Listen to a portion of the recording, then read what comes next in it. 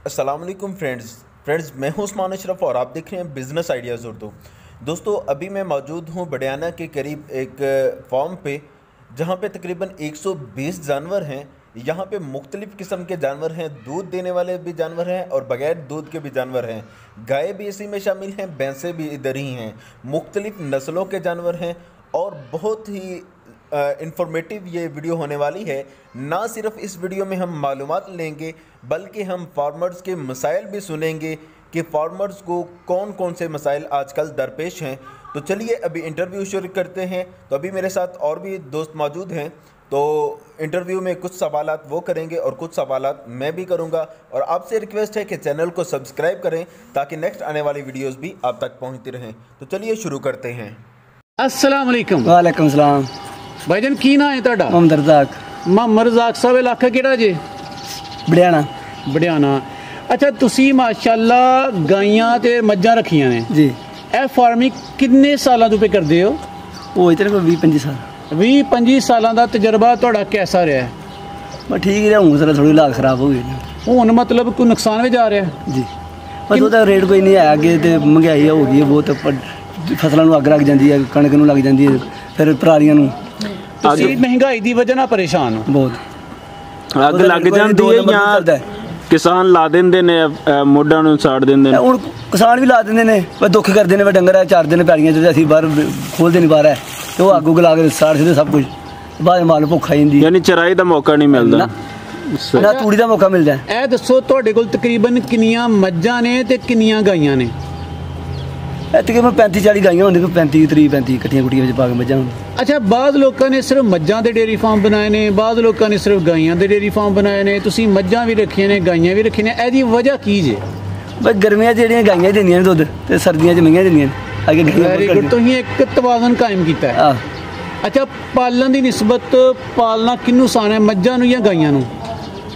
ਮੱਝਾਂ ਨੂੰ ਪਾਲਣਾ ਸੌਖਾ। ਤੇ ਖਰਚਾ ਘੱਟ ਮੱਝਾਂ ਤੇ ਹੁੰਦਾ ਹੈ ਜਾਂ ਗਾਈਆਂ ਤੇ? ਖਰਚਾ ਹੁਣ ਇੱਕ ਸੋਚੀਏ ਤੇ ਮਈਆਂ ਤੇ ਘੱਟ ਤੇ ਗਾਈਆਂ ਦਾ ਜ਼ਿਆਦਾ। ਚੰਗੀ ਗਾਂ ਨੂੰ ਸਾਂਭੀਏ ਥੋੜੀ ਜ਼ਿਆਦਾ ਸਾਂਭ ਕਰਨੀ ਪੈਂਦੀ। ਅੱਛਾ, ਤੁਹਾਡੇ ਕੋਲ ਗਾਈਆਂ ਕਿਹੜੀ ਕਿਹੜੀ ਨਸਲ ਦੀਆਂ ਨੇ? ਦੋ ਅਗਲੀਆਂ ਨੇ, ਦੋ ਅਗਲੀ ਸਾਰੀਆਂ ਕਰਾ। ਤੇ ਮੱਝਾਂ ਕਿਹੜੀ ਕਿਹੜੀ ਨਸਲ ਦੀਆਂ ਜੇ? ਮਈਆਂ ਵੀ ਤਕਰੀਬਨ ਕੋਈ ਬਾਰੀ ਨੇ, ਕੋਈ ਦੇਸੀ ਨੇ, ਕੋਈ ਰਲੇ ਮਿਲੇ ਨੇ। ਅੱਛਾ, ਇਹ ਗਾਈਆਂ ਮੱਝਾਂ ਇੰਨੀਆਂ ਘਰ ਤੋਂ ਕੀਤੀਆਂ ਜੇ ਕਿ ਜਾਂ ਲੈ ਕੇ ਆਨੀਆਂ ਇਸੋ? ਨੇ ਘਰ ਦੀਆਂ ਬਣੀਆਂ ਬਣੀਆਂ ਨੇ। ਅੱਛਾ, ਸ਼ੁਰੂ ਕਿੰਨੀਆਂ ਮੱਝਾਂ ਤੇ ਕਿੰਨੀਆਂ ਗਾਈਆਂ ਤੋਂ ਕੀਤਾ ਸੀ? ਸ਼ੁਰੂ ਤੇ ਥੋੜੇ ਕੋਈ ਡੰਗਰ ਸੀ, 5-7 ਗਾਈਆਂ ਤੇ 5-7 ਮਈਆਂ, ਹੌਲੀ ਹੌਲੀ ਫਿਰ ਜਾਵਾਂ ਜਾਵਾਂ ਤੇ। ਅੱਛਾ, ਤਕਰੀਬਨ 100 ਜਾਨਵਰ ਦੀ ਜਗ੍ਹਾ ਜਿਹੜੀ ਸ਼ੈੱਡ ਦੀ ਹੈ, ਕਿੰਨੀ ਕੁ ਜਗ੍ਹਾ ਜੇ ਟੋਟਲ? 2 ਕਨਾਲ ਹੈ। 2 ਕਨਾਲਾਂ। ਚਾਰੇ ਵਾਸਤੇ ਜ਼ਮੀਨ ਤੁਸੀਂ ਕਹਿੰਦੇ ਪਏ ਹੈ ਨਹੀਂ ਹੈ, ਬੜੀ ਘੱਟ ਹੈ। ਹਾਂ। ਕਿੰਨੀ ਕੁ ਜ਼ਮੀਨ ਜੇ ਚਾਰੇ ਵਾਸਤੇ? ਚਾਰੇ ਵਾਸਤੇ ਆਪਣੀ ਤੇ 5 ਕਨਾਲ ਜ਼ਮੀਨ ਹੈ। ਤੇ ਬਾਕੀ ਇੰਨੇ ਜਾਨਵਰਾਂ ਦਾ ਚਾਰਾ ਅਰੇਂਜ ਕਿਵੇਂ ਕਰਦੇ ਹੋ? ਠੇਕੇ ਲਈ ਹੀ ਪਹਿਲੀ ਉਹ ਐਸੇ ਵਰਗਾ ਕੋਈ ਛਡਾ ਲੈਂਦਾ, ਕੋਈ ਦੇ ਛੱਡਦਾ। ਅੱਛਾ, ਤੇ ਤੁਸੀਂ ਇਹ ਦੱਸੋ ਕਿ ਇਹ ਜਾਨਵਰਾਂ ਨੂੰ ਫਿਰ ਕਿਵੇਂ ਗੁਜ਼ਾਰਾ ਕਰਦੇ ਹੋ? ਬਾਹਰ ਚਰਾਉਂਦੇ ਹੋ? ਆ ਬਾਹਰ ਕਿੰਨੇ ਟਾਈਮ ਚਰਾਉਂਦੇ ਹੋ? ਬਾਹਰ ਕੋਈ 7-8 ਘੰਟੇ ਖੋਲੀ। ਤੇ ਗਾਈਆਂ ਤੇ ਮੱਝਾਂ ਦੋਨਾਂ ਨੂੰ ਚਰਾਉਂਦੇ ਹੋ ਜਾਂ ਇੱਕ ਜਾਨਵਰ ਨੂੰ, ਇੱਕ ਗਾਈਆਂ ਨੂੰ ਜਾਂ ਮੱਝਾਂ ਨੂੰ? ਨਹੀਂ, ਮਿਕਸ ਇਕੱਠੇ। ਮਿਕਸ ਹੀ ਚਾਰਦੇ ਹੋ? ਅੱਛਾ, ਰੋਜ਼ਾਨਾ ਦਾ ਦੱਸੋ ਜਾਨਵਰ ਦੇ ਚਾਰੇ ਤੇ ਖੁਰਾਕ ਤੇ ਤੁਹਾਡਾ ਕਿੰਨਾ ਕੁ ਖਰਚਾ ਆ ਜਾਂਦਾ ਇੱਕ ਜਾਨਵਰ ਐਵਰੇਜ? ਇੱਕ ਜਾਨਵਰ ਦੇ ਕੋਈ ਰੁਪਇਆ 200-250-300 ਦਾ ਆਈ। 200-250 ਰੋਜ਼ਾਨਾ ਦਾ ਖਰਚਾ ਹੈ। ਤੇ ਤੁਹਾਡੀ ਗਾਈਆਂ ਕਿੰਨਾ ਕੁ ਦੁੱਧ ਦੇ ਛੱਡਦੀਆਂ ਨੇ ਤੇ ਮੱਝਾਂ ਕਿੰਨਾ ਕੁ ਦੁੱਧ ਦੇ ਛੱਡਦੀਆਂ ਨੇ?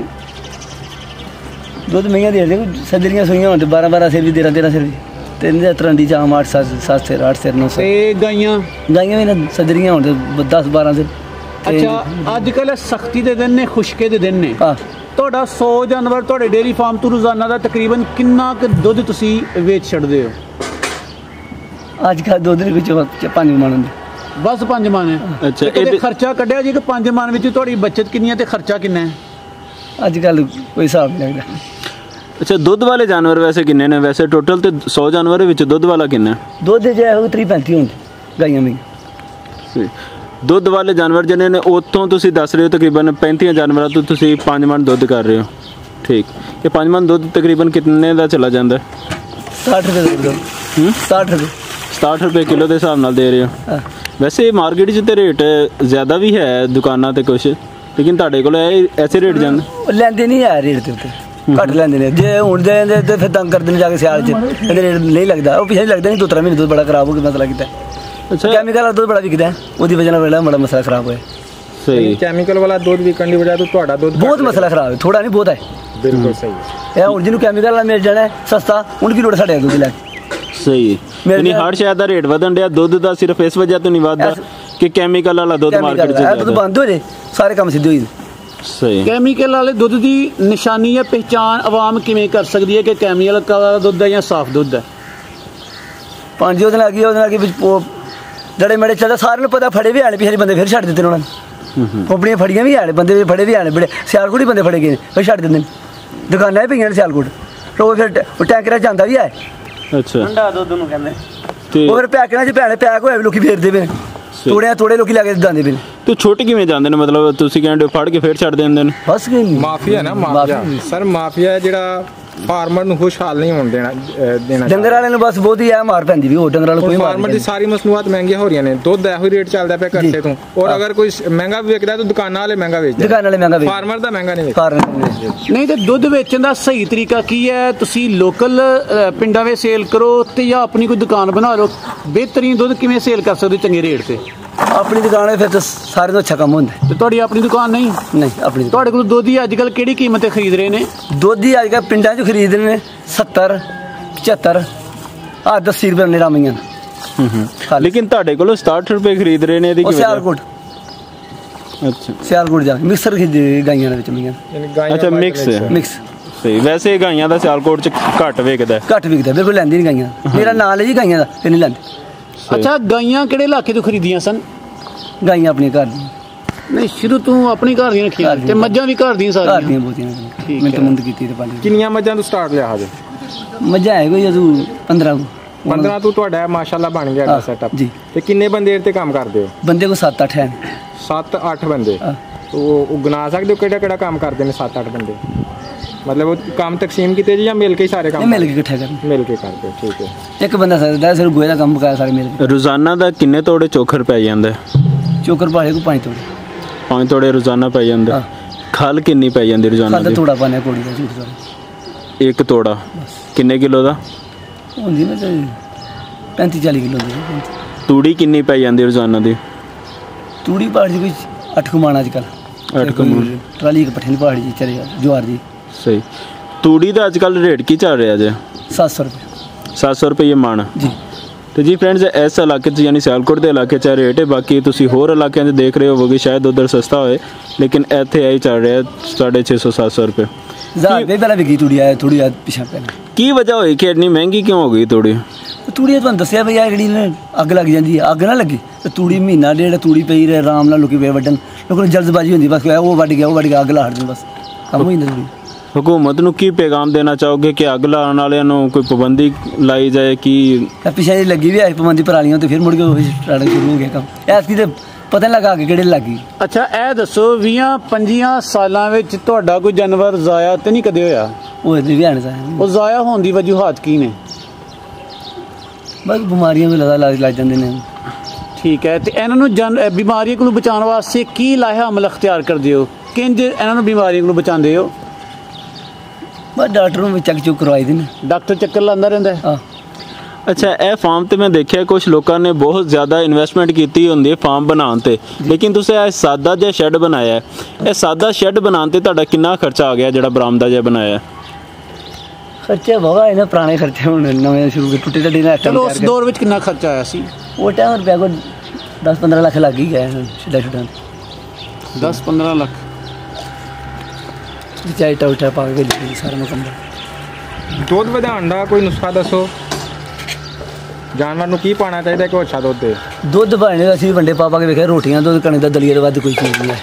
ਦਲੀਏ ਤੋਂ ਵੱਧ ਕੋਈ ਚੀਜ਼ ਨਹੀਂ ਹੈ। ਰੋਟੀਆਂ 2 ਨੰਬਰ ਆਉਂਦੇ, ਰੋਟੀਆਂ ਵੀ ਬਿਹਤਰ ਨੇ? ਬਿਹਤਰ। ਰੋਟੀਆਂ ਛਾਂਟੂ ਕਰ ਵਾਲੇ ਕੋਲ ਹੀ ਲੈ ਲੈਂਦੇ ਹੋ?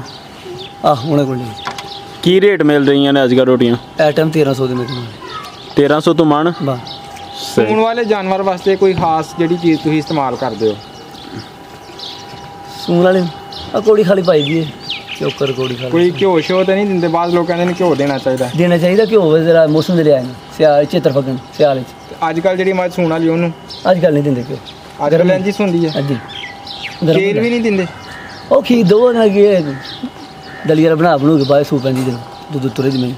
ਅੱਛਾ ਸਵੇਰ ਤੋਂ ਲੱਗ ਕੇ ਸ਼ਾਮ ਤੱਕ ਆਪਣੇ ਸ਼ੈੱਡ ਦੀ ਰੂਟੀਨ ਦੱਸੋ ਕਿ ਸਵੇਰੇ ਜਾਨਵਰਾਂ ਨੂੰ ਕੀ ਕਰਦੇ ਹੋ ਸ਼ਾਮ ਤੱਕ ਪੱਠੇ ਪਾਣੀ ਬਾਹਰ ਸਾਰਾ ਸ਼ਡਿਊਲ ਦੱਸੋ ਸ਼ਾਮ ਤੱਕ ਦਾ ਸਵੇਰੇ ਇਹਨਾਂ ਨੂੰ ਪਹਿਲਾਂ ਪੱਠੇ ਪਾਣੇ ਮੋਟੇ ਪਾੜਾ ਕਿੰਨੇ ਵਜੇ ਸਵੇਰ ਭਈ 6 ਵਜੇ ਨੂੰ ਉਸ ਤੋਂ ਬਾਅਦ ਚੋ ਜਾ ਕੇ ਫਿਰ ਪਾਣੀ ਹੰਡਾ ਕੇ ਬਾਹਰ ਕੱਢਣੀਆਂ ਨੇ ਬਾਹਰ ਫੇਰਨੀ ਤੋਲਣੀ ਬਾਹਰ ਪਾਣੀ ਜਾਣਾ ਫਿਰ ਦੁਪਹਿਰ ਨਵਾ ਲੈਣੀਆਂ ਨੇ ਠੀਕ ਹੈ ਨਹਾਲਣੀਆਂ ਕਿੱਥੇ ਨੇ ਇੱਥੇ ਬਾਹਰ ਨਹੀਂ ਬਾਹਰ ਇੱਕ ਵੇਲੀ ਉੱਥੇ ਬਾਹਰ ਵੀ ਵੇਲੀ ਹੈ ਤੁਹਾਡੀ ਮੋਟਰ ਲੱਗੀ ਠੀਕ ਹੈ ਉੱਥੇ ਨਹਾਉਣ ਤੋਂ ਬਾਅਦ ਅੱਛਾ ਗਾਈਆਂ ਵੀ ਨਹਾਉਂਦੇ ਹੋ ਜਾਂ ਸਿਰਫ ਮੱਝਾਂ ਨੂੰ ਨਹੀਂ ਮੱਝਾਂ ਠੀਕ ਹੈ ਫਿਰ ਬਸ ਐਸੇ ਲਿਆ ਕੇ ਨਵਾ ਲੈਣੀਆਂ ਫਿਰ ਪੱਠੇ ਪਾਣੀ ਸ਼ੁਰੂ ਕਰਨੇ ਧਾਰਾਂ ਧੁਰਾਂ ਕੱਢ ਲਿਆ ਅੱਛਾ ਜੋ ਸ਼ਦੀਦ ਬਾਰਿਸ਼ ਹੁੰਦੀ ਹੈ ਜੀ ਉਦੋਂ ਇਹ ਛੋਟੇ ਜਿਹੇ ਸ਼ੈੱਡ ਦੀ ਜਗ੍ਹਾ ਤੁਹਾਡੀ ਘੱਟ ਹੈ ਐਨੇ ਜਾਨਵਰ ਸਮਾ ਜਾਂਦੇ ਨੇ ਇਹਨਾਂ ਦੇ ਬੱਚੇ ਵੀ ਨੇ ਬਛੜੇ ਵੀ ਨੇ ਤੇ ਕੱਟੇ ਵੀ ਨੇ ਕਟੜੀਆਂ ਵੀ ਨੇ ਉਹ ਘਰ ਵੀ ਇੱਕ ਬਰਾਂਡਾ ਉੱਥੇ ਬੰਨੀ ਗਈ ਅੱਛਾ ਹੋਰ ਜਗ੍ਹਾ ਤੇ ਸ਼ਿਫਟ ਕਰ ਸਕਦੇ ਹੋ ਉੱਥੇ ਜਾ ਸ਼ਿਫਟ ਕਰੀ ਇੱਥੇ ਥੋੜਾ ਮਾਰ ਬਈ बहुत शुक्रिया भाई तुसी बड़ी ज़्यादा मालूमात सन दित्तियां ने तुहाडा एक बारी फिर शुक्रिया अस्सलाम